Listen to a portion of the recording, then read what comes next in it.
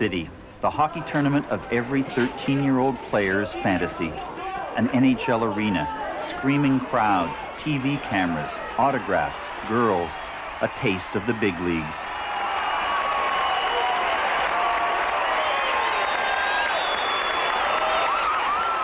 But these kids and their parents know what got them here. Hard work, time, money, sacrifice. Real life, not fantasy.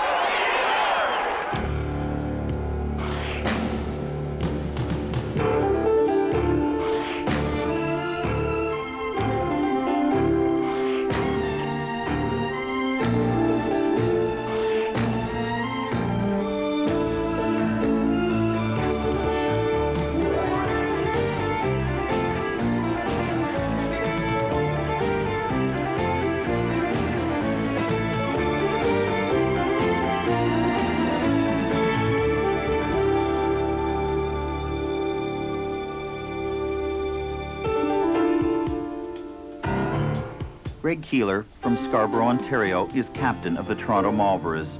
In most ways, he's a regular kid, worries about school, thinks about girls. But since his dad taught him to skate, Greg's winter life, much of his spring and fall life has been hockey.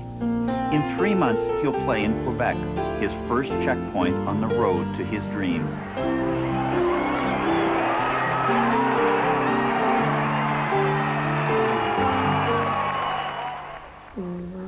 Well, I want to be an NHL player when I grow up, or a baseball player, and make lots of money, and I think the way I'm going to have to do that is work hard and do whatever my coach says and maybe more. Now you're 13, and the NHL draft is at 18. What are you going to have to do between now and then to be drafted by an NHL team? Probably build my speed up and get stronger, and that's about it. How do you do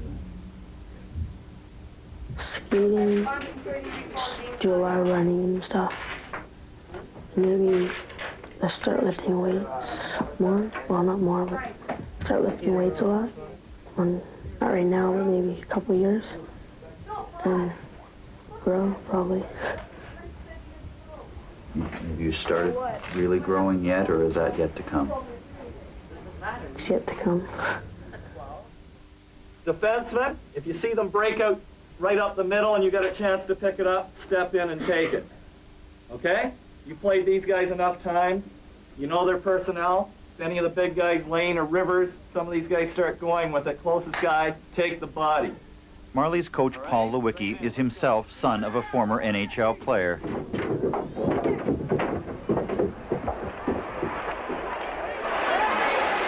Marlboroughs and their rivals, the Toronto Red Wings. Greg's childhood world reflects his time. I played more often in backyards. He plays more in indoor arenas.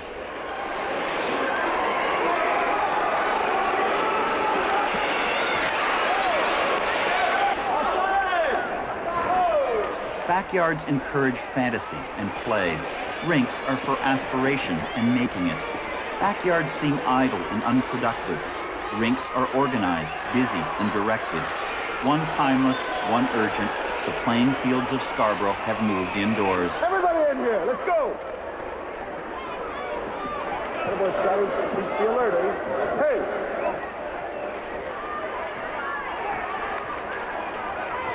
You're playing like you don't want it. You know what that means? You're playing like you're allowing them to do what they want. You gotta play with a little more intensity, okay?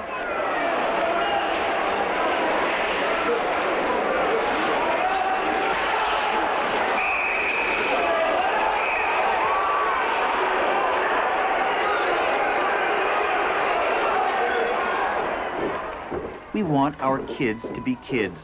We also expect them to grow up faster. It's an uncomfortable irony.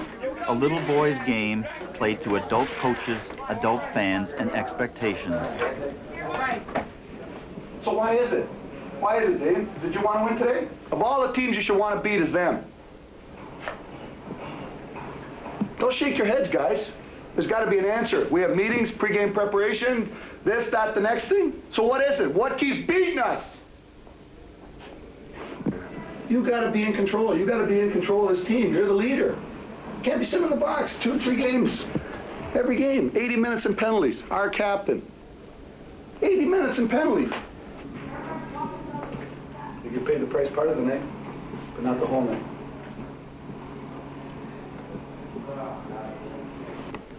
Like I say, I did my job. Problem is, obviously I didn't, because we didn't win.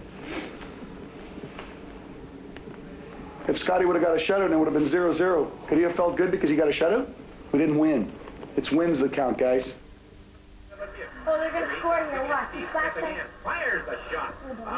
Hockey Night in Canada has created a dream for generations of kids.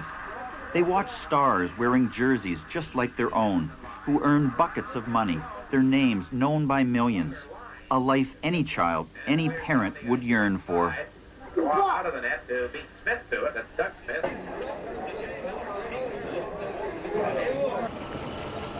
A life that just often enough seems possible.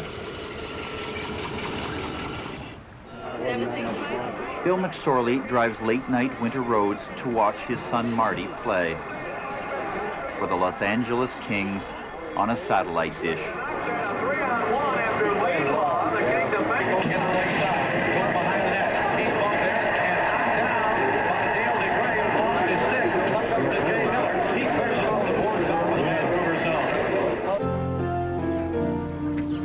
Bill and his wife raised 10 kids on a farm near Cayuga, Ontario. 3 daughters and 7 lug-strong boys. For Bill McSorley, the storybook result. Very dependable. All the boys were dependable. It was a very special moment or special time, I guess. They just won a 7th game of the Stanley Cup final against the Mr. McSorley, Marty McSorley's father.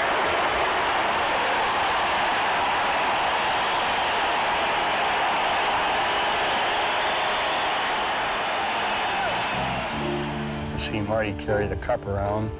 He didn't only carry it for himself, carry it for the Oilers. He carried it for everybody that ever played hockey in Cayuga.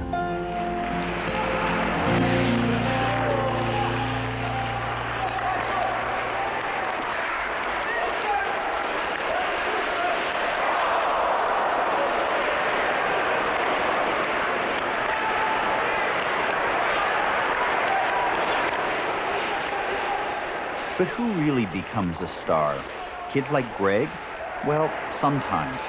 But consider Richard, Howe, Béliveau, Hull, Mahovlich, Orr, Lafleur, Gretzky, Lemieux. All the greatest modern players, without exception, are from working-class families. All but Montreal's Richard and Lemieux are from small towns. The reason is time. In a small town, there are fewer things to do. In a working-class family, fewer choices. So kids put in more hours and hang on longer. Dave Taylor's dad is a retired miner from Levack, Ontario.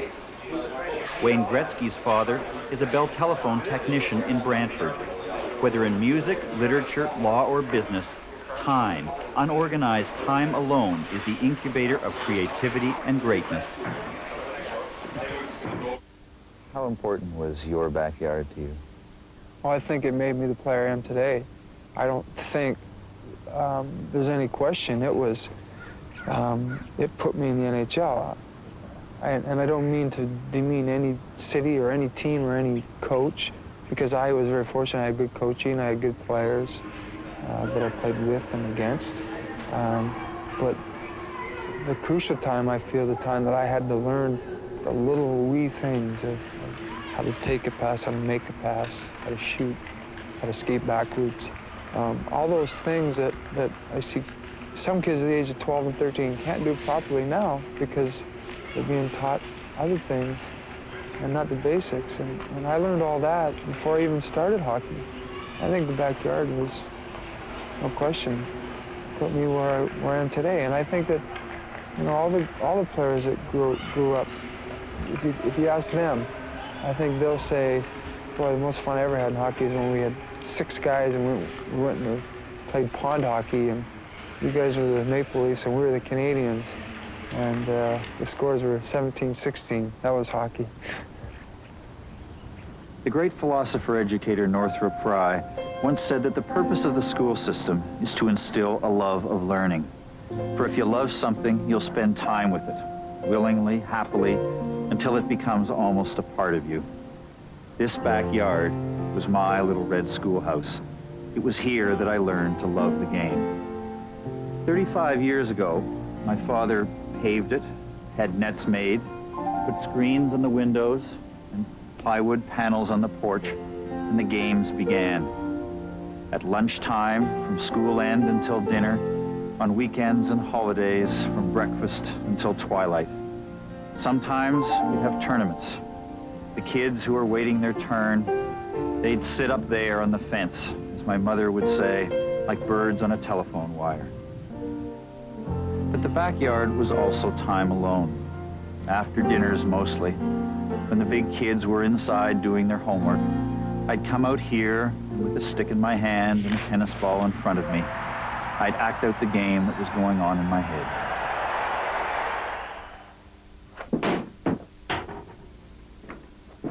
Now our son Michael does the same. A boy and his ball. Thump, thump, thump. Like the sound of his very own heartbeat. There's a game tonight, and in Michael's world, all is well. Michael loves to play. No one taught him how. Once Star Wars, now it's real-life heroes on his TV screen with hockey sticks and baseball bats. I have a person on him, so he doesn't get a quick jump, and someone on him so he can't shoot. Lifting up the stick, checking in, so he has to shoot. Before each game, Linda, Sarah, Michael, and me share the parent-child fantasy in the Stan Rogers song, Flying.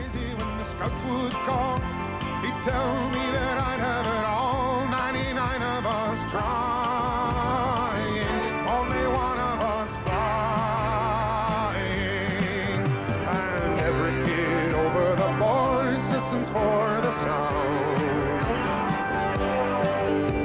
the roar of the crowd is their ticket for finally leaving this town to be just one more ripple in the junior A, dreaming of that miracle play and going up flying, going home dying. Michael likes it here, the feeling of team, winning together, even losing together. And I like him to be here. I also like to watch him play.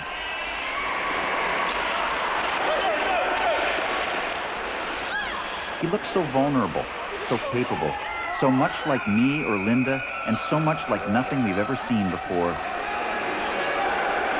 Okay, go. Right on it, Tyler. Right on it. A slice of his life, each game brings the drama of watching him grow up. Like every parent, I want him to have all the fun a game can bring. I want him to have all life's choices as well.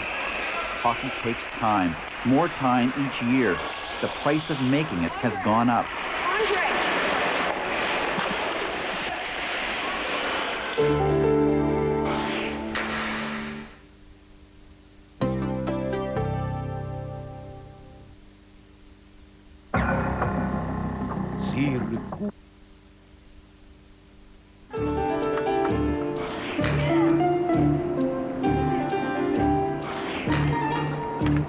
When Greg was 10, it was easy. Not much was going on in his world. At 13, it's different. Homework, dating, other activities. Real choices must be made.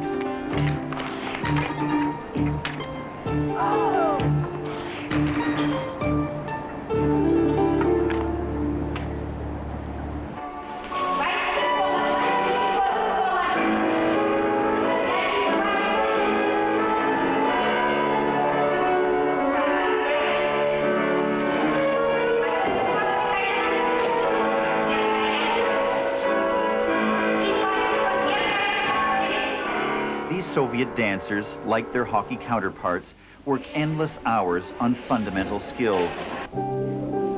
Девки, эшафы отскочили барабаны.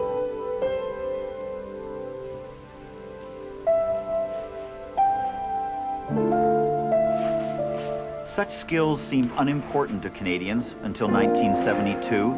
Then the Canada-Soviet series exposed our weaknesses. To compete, we have gone back to basics, focusing on technique and skills. To compete, we now work harder. Go! Okay, Greg, look. Okay, hold on, 2 hands on the stick. Get it in there, okay? Then he can't drive through you. And then you can push him up with that leg. Okay? Good. Greg's hockey life was set long before he was Hey, born. Robbie, let's go. That's the way. Keep that elbow in front. Good job. Okay, Adam, want some good shots here? We have the Red Wing bags out tonight. This year he will spend more than 140 nights in games and practices. At his age, I spent 75 nights, and because no one did more, I made it to the NHL. But the price of making it has gone up for kids and their parents.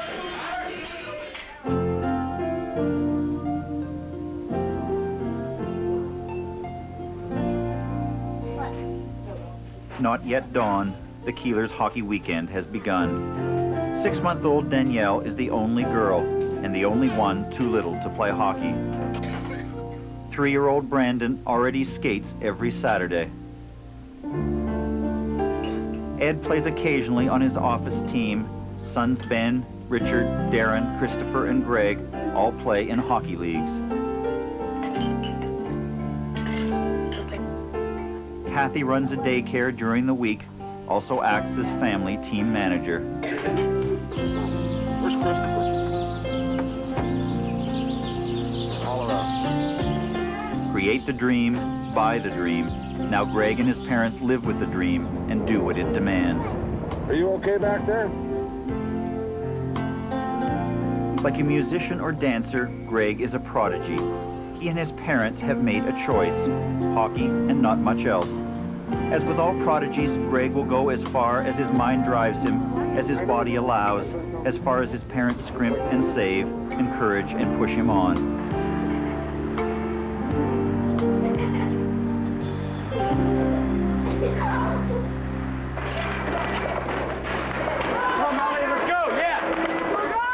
For parents and kids, a game is an intensely shared experience.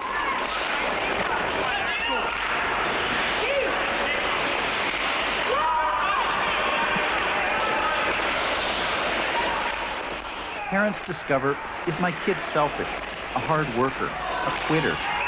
Kids discover, a parent at home, calm and reasonable, in a rink can look much different. Sports may build character. More often, it reveals it. You're the captain of Marlboroughs. Yeah. Is this the first year you've been the captain? First year captain, last year as assistant. Mm-hmm. What does it mean to you to be the captain? I don't know, you have to take responsibility and leadership. And, I don't know, watch, like, don't let it get out of hand in the dressing room with people maybe fighting or once amongst each other. Showing an example to other people, like on your team, so you can be responsible, taking charge. And how do you give that example? On the ice, probably. Mostly, yeah. And how? Trying my hardest, all the time. Every game, I guess, yeah. You always try your hardest?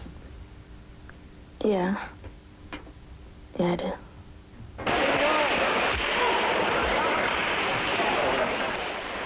In hockey, Greg learns about achievement and failure, hard work and hard breaks, teamwork, himself. Lessons some never learn, lessons that apply to the rest of his life. Tu adores manger, Greg, mais la question est, René, est-ce qu'il adore manger? But energy directed one way means energy not directed another.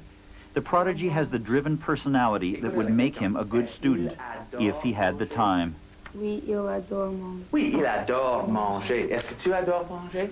Non. Non, tu n'adores pas manger? Tu n'aimes pas manger? Greg would like to just play hockey all day long and never mind the school. And, I mean, he doesn't dislike school. He does like it, but he has to work harder at that than he does at hockey. So, of course, he'd rather play hockey than the school. So it's tough. Sure, it's tough for them. I guess we're all the same. We'd rather do the things we like than the things we don't.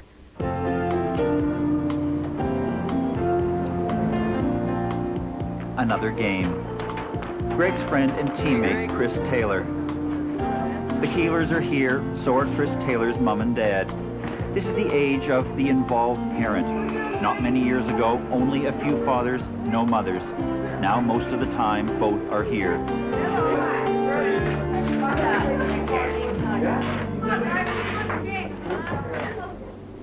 For both the Keelers and Taylors, every rink feels like the neighborhood. Ticket takers, snack bar sellers, familiar faces. Even the little kids find each other. When the hockey season ends, I go stir crazy around the house. I go looking for games. If none of my kids are participating in, say, playoffs, I go looking for games. It's in your blood. A tough year for Greg. Everyone is growing, it seems, except him. The puck doesn't seem to find him the way it used to. It's no easier for his dad. A star at 8 dominates his game more than Gretzky does his. At 13, only the stars are left. And the prodigy stops looking like Gretzky. How about you? What do you think? Well, I think he's frustrated, too. He's always put the puck in the net or had a lot of, mostly assists, I guess, more so than goals. And he's always had a lot of points. And this year he's struggling. And you listen to him and he'll say, well, I'll never score again. And so he is down on himself. And it's, we were just talking about it last night, how you bring him out of that. You know, you can't do it for him. He has to bring himself out of the slump. But sure would be nice if he could come up with a magic potion to help him out a little bit so he wasn't so down on himself. What to do? Hockey camps, power skating clinics, to be the best he can be. It seems wrong to do nothing, to watch other kids pass him by, to see his self-esteem erode. Yet not doing more seems only to accept mediocrity.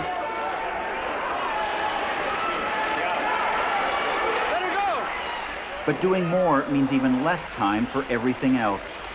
Bob Taylor, Chris's dad. I mean, basically, you can talk about it after the game, but there's nothing that you can do during the game. You're helpless. You're standing there watching the game, and all the controls with the coaches and the referees. So you have to stand back there and have your feelings within you.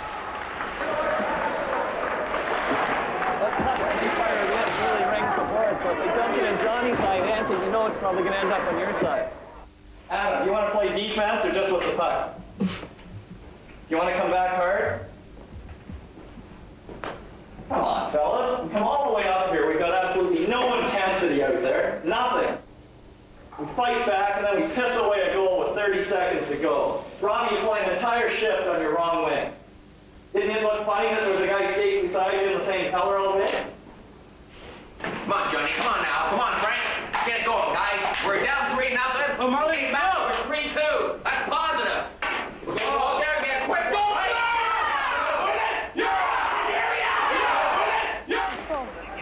Some things we can do, so much we can't. Watching our kids grow up. If classrooms added bleachers and parents were allowed to watch, we'd react the same anxious way. At school, we can't watch, and what we don't see can't hurt us. Here, everything can. We just want our kids to make it.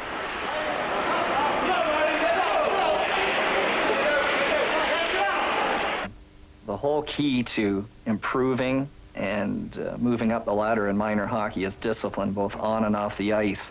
It's got to be 100% commitment from the family.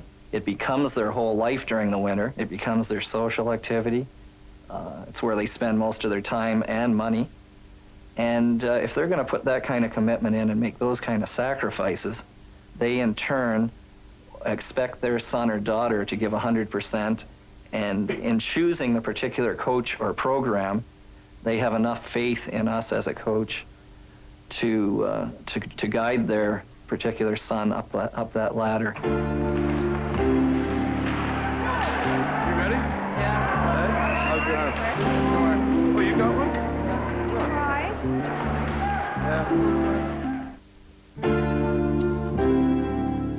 In Chris Taylor's bedroom, a lifetime of fantasy figures come together.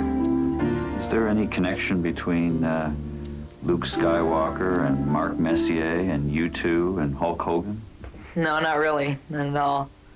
I find, like, the Hulk Hogan there, that was, yeah, about 2 years ago. A year ago, that was my hero. And I had different people. I think they're just heroes of the time that I was. Like 2 years ago was Hulk Hogan. 4 or 5 years ago was Luke Skywalker. I find, well, a lot of people have told me that my style is a lot like Messier. I don't go out and score a lot of goals like Lemieux and Gretzky. I might score the odd goal, but I go into the corners a lot and dig for the puck. And I'd rather do that than go out there and, you know, sit at center ice and just wait for a guy to pass me the puck. Big silver trophies, ceremonial pictures, more NHL-like jerseys. In the hockey fantasy, so many people have so much at stake. Greg attends a press conference for yet another tournament.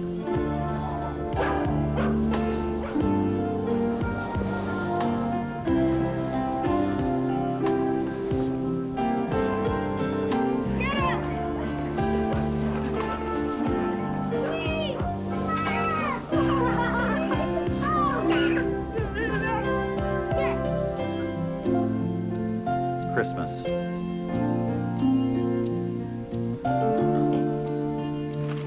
Time for new equipment. Time for a Christmas tournament of games.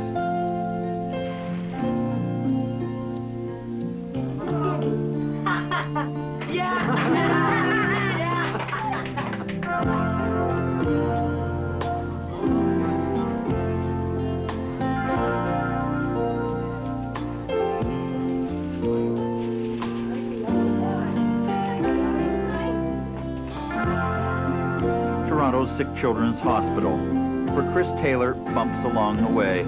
His ankle snaps in 2 places during practice. A screw now holds it together. The clock to Quebec ticks on. Yeah, thank you.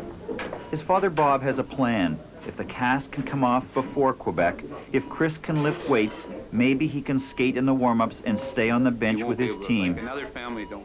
It's not the same, of course. Still, Chris could say he skated at the Colisée. Oh, it wouldn't be because of dried blood. Forget it. We'll get it clean in a second, okay? Fantastic. Toes coming out? You looking forward to the Quebec tournament, Craig? Yep. You guys going to play hockey, or you guys going down to fool around? Eh? What do you mean? Hockey? Yeah, hockey. Oh, yeah. What do you mean fooling around, boy? Probably going to try and get in for the social life, too, eh? Social life with who? Oh, Really, eh?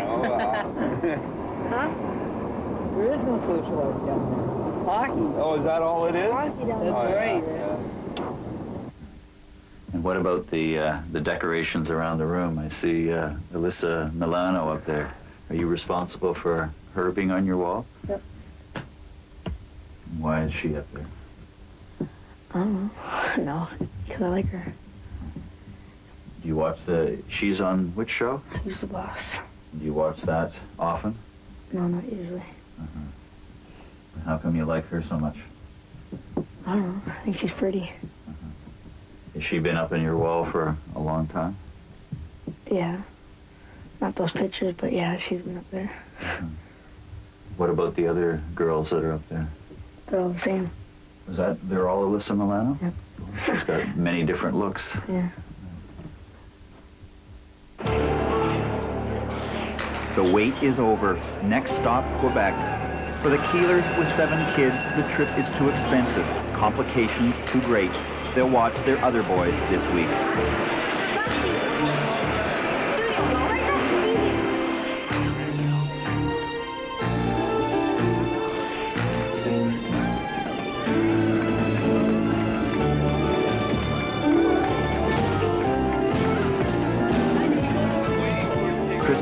is off, his parents and others go along. To be young and a Marley, on the road, rock music driving at your ears, the world at your feet.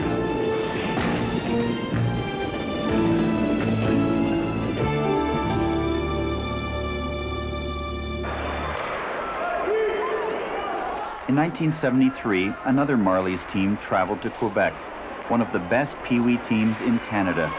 Like Greg and Chris, its players dreamed they were on their way to the big leagues. Curly Davies was their coach. 6-0 or 5-0. You can't give the puck away. It's hard enough to get. And then when I went to few, Jamie Gilmore was one of the team's goalies, Lloyd Dyson the other. Scott Parker the captain, Kerry Pym a pint-sized defenseman. Everything that can be won, we want to win it.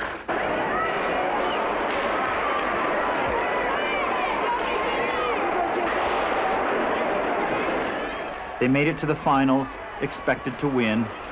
In overtime, they didn't.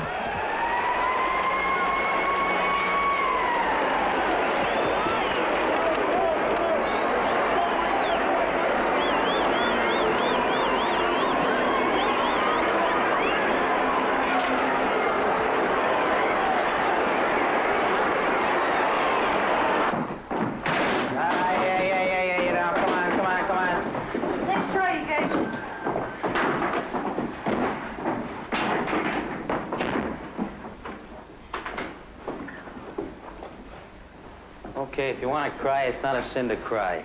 A lot of people cry. Cry. You got 10 minutes to cry, and then you got to stop crying. You got nothing to cry about. 16 years later, they are together again. Gilmore, Dyson, Pym, Parker, and Curly Davies. What do all of you remember about 1973 and that season and the season that ended up with you going to Quebec? I can remember the thrill of winning the All-Ontario, like being Dorset Park in the final. But more, I think, was the agony of losing in Quebec. We were destined, we were picked to win the whole thing. In my opinion, everything after that was anticlimactic. After that year, limelight, that was our 15 minutes, I think, Ken, you know? Well, it's mind-boggling to think 12 years old and kids coming up to us, we were 12, asking for our autograph, leaning over the boards. And they weren't even, they couldn't even speak English, but they just, here's this team with these players and, you know, getting our autographs. I found that mind-boggling. And when we didn't win it, the devastation, as you can see in the, it's winning that counts. I'll never forget that. Blaming it on me? No. I just couldn't get over that, you know. It was just a tough thing to swallow. The most exciting moment I think I ever had in hockey was that moment when you walk along the long corridor from the dressing room out to Quebec. It's your first time. I don't care how many games you've seen from the stands. It's a feeling where you look and all you see is a wall of people. Excitement. It's that moment that you never forget. It's that thing that you're dreaming of all the time. You're always thinking, well, am I gonna make it, or are we gonna get there sooner or later? And then all of a sudden, like, you show up in Quebec and it's like the real thing. You skate out onto the ice and there's thousands of people in the stands and you can't, you understand what's going on, but I mean, there's so many people and it all happens so fast that, but I think it's just it's a big, it's almost, it's just a big buildup of what's really going to happen in the future if you keep on going that way. It's, There wasn't anybody from your team that made it into professional hockey. Does that surprise you? Yes, very much. I was just talking to Scott about that. You know, I figured at least 4 or 5 guys from the team should have made it. We played against Dorset Park in that particular series, and there was one individual there, Charlie Huddy, who's in the NHL right now. Charlie was a standout then. It's great to see him do what he's doing and do it so well. But you figure out of 2 complete hockey teams, the best in Canada at the time, to have one individual go as far as he has, I would have expected better odds, frankly. You know? I know hockey players in the NHL right now, guys I know and played with, who, as far as I'm concerned, weren't A1 caliber, but they worked at it. The desire was there, and they worked at it, and they made it. Why didn't you make it? At what point did it not work out? In myself, I just more or less, I lost interest, I think. I think once I got into once I got into high school and that, there was so many other different things going on that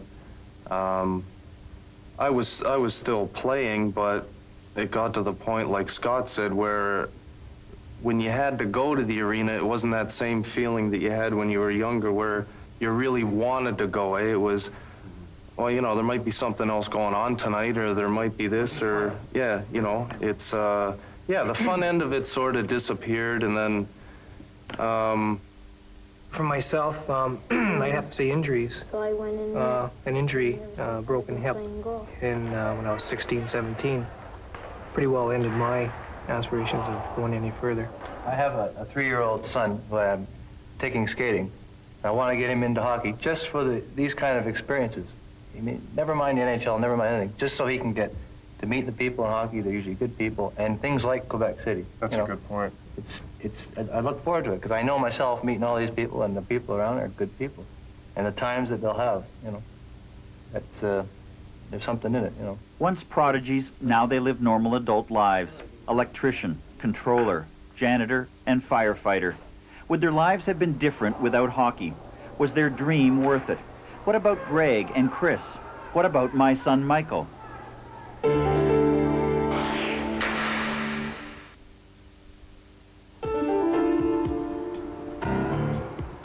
Quebec. Greg and Chris, stars in a 13-year-old's world. The crowds, the girls, their first taste of the big leagues. You watching the game tomorrow?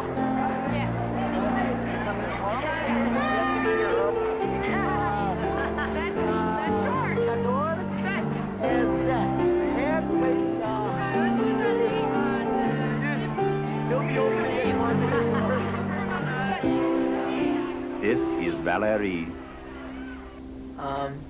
Valérie. C'est une belle fille. Oui. Oui, une belle fille. Elle a des beaux cheveux. Oui. Des beaux cheveux. À quel âge? 13 ans. 13 ans. Elle demeure à Québec? Oui. Oui. Tu dois avoir son numéro de téléphone. Number of phone? Yeah. Greg and Valérie. And Valérie, oui. Yes, moi and Valérie. Toi aussi? Oui. Oui. And garçon, mon équipe, and Valérie. Oh, elle est populaire. Trois. 3 garçons. And Chris and Greg are billeted with local families. As entree to this strange new world, hockey and hormones help. One egg, 2 eggs. 2. 2. 3.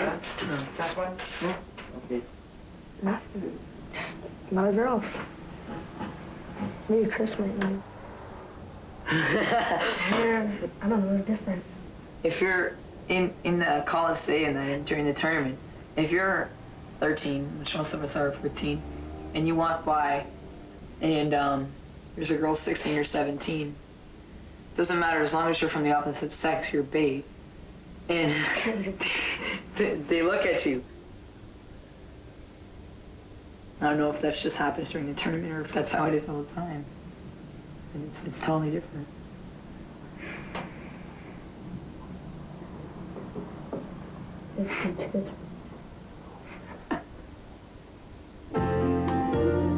The Marlies win their first 2 games. Today they play Montreal.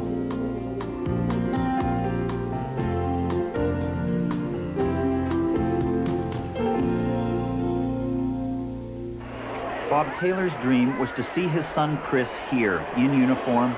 Now that's not quite enough. A little disappointed that he's not playing, but it was something that we had thought about before we came, and we knew he wasn't going to play. But when you actually get here and the boys are out there playing, you kind of wishing he was out there, but he's a little upset. And I found the first day, the first game they played, he was a little annoyed, like he was, I think, sort of upset and that, and I had a hard time communicating with him. but he sort of came around, and he's accepted the fact that he couldn't go out there and play, and I sort of try to go along with him. You're as good as this team, if not better. I can tell you right now, I've seen them play twice, and it's going to be up to whichever team wants it the most. That's it. Okay? On three. 1, 2, 3. Let's go in the middle.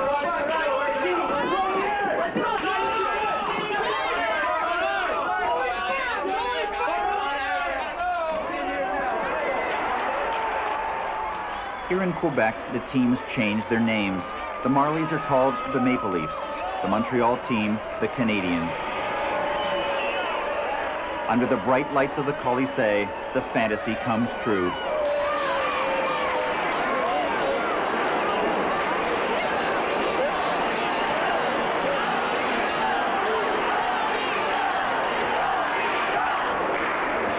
For Greg, everyone seems a head taller and foot wider. The Canadiens take the lead.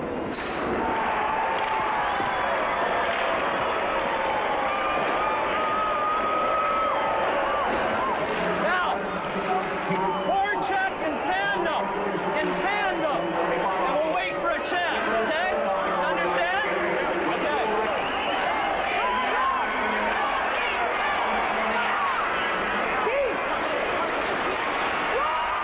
The Leafs tie it up.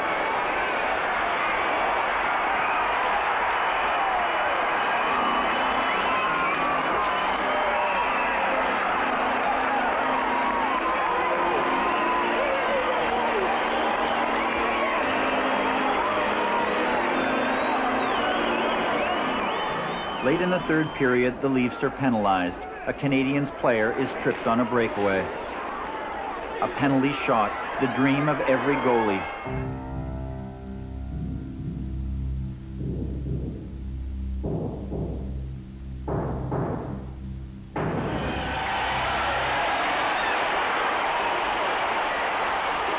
Perfect.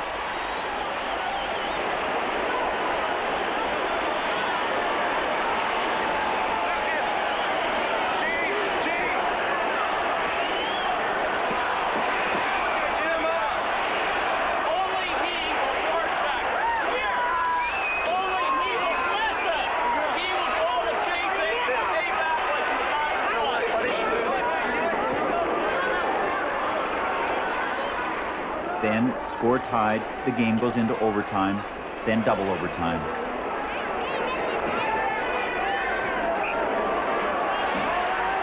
The ultimate fantasy. The make-believe Leafs beat the make-believe Canadiens.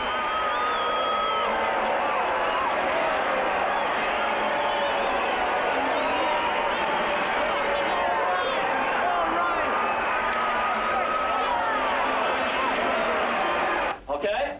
Now listen, but I'm going to tell you something right now. You can do it and go on, or you can ignore me, and we'll be in big trouble. Tonight, until you're with your billet, do something quiet in somebody's room.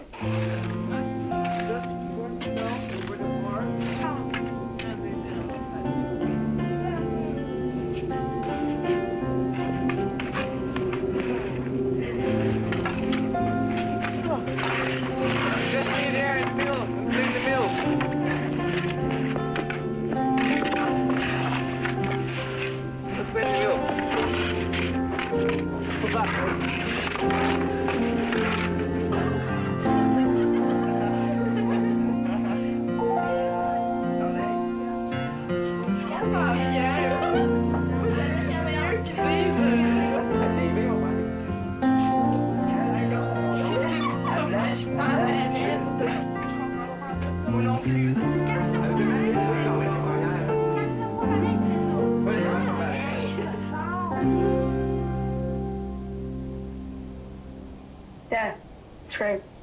Well, yeah, I'm at the Lewis house. Oh, 'cause, I don't know, didn't have to. We lost. No, I'm just kidding, we won. Okay? Win, lose, or draw, it's been great. But it's always better to be going home a winner. Okay, let's just talk a bit about this New York team. I hope there's no misconception here. I heard a couple guys say, don't take them lightly. Well, you better not, because they're a class team. Believe me.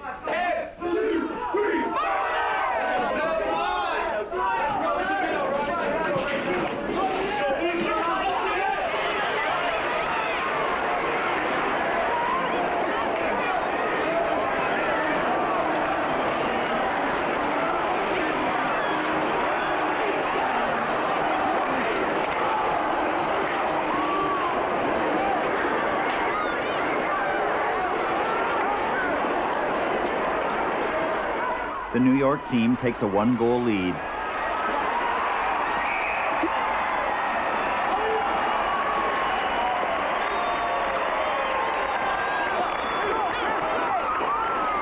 Then Greg and his team tie it up.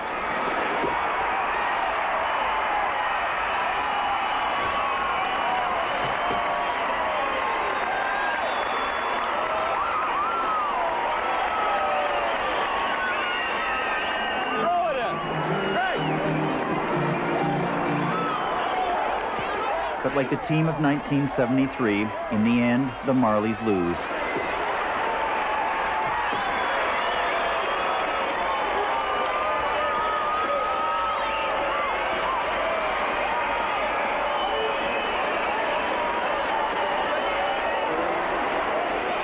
Once upon a time, it was fantasy. Then fantasy became real life. These are the best 13-year-old players in the world. Yet in 5 years, most will be out of hockey. Burnout, they'll explain, theirs or their parents'. An injury, a coach who didn't like them, a body that didn't grow.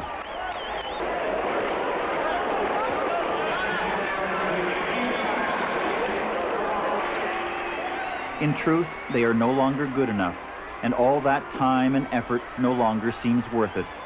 Some will play junior or college hockey. Of the hundreds here, a few will make it to the NHL. Whatever happens to these Marley players, they'll take with them vivid, lifelong memories of teammates, coaches, the dazzling crowds, Jason's save, Vic's double overtime goal, Valérie perhaps.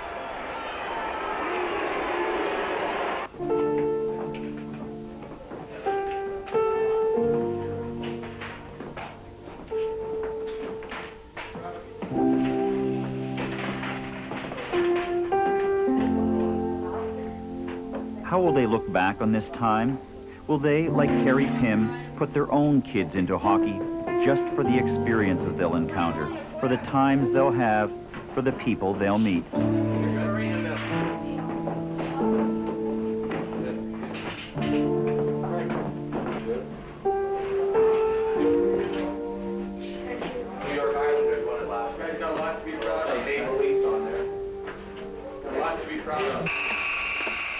At its best, sporting life is another way to learn, one ingredient in the inexact recipe of growing up.